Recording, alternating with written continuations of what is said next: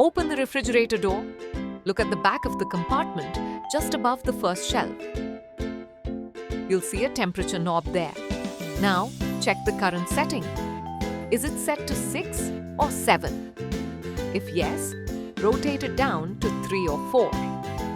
This is usually the recommended setting, as mentioned on the instruction label inside the fridge. Remember this: 1 means the lowest cooling and 7 means the highest. So if your fridge is set to 1 and you want it cooler, increase it to 4, 5 or 6. Next, check the airflow knob. Is it set to 1 or 2? If yes, turn it to 3 or 4. This reduces the amount of cold air going into the fridge compartment. In the fridge section, 1 degree Celsius means maximum cooling. 7 degrees means minimum cooling. In the freezer, -23 means maximum cooling. -15 is minimum cooling. So if your fridge is too cold at 1 degree, try increasing it to 3 or 4.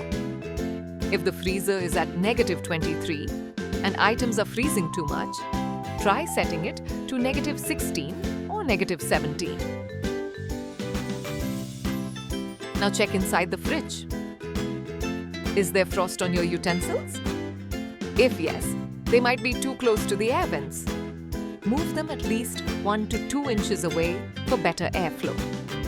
Also, avoid placing moist foods like pumpkins or cut fruits deep inside the fridge. They freeze easily when exposed to cold air. Instead, store them closer to the door side of the fridge.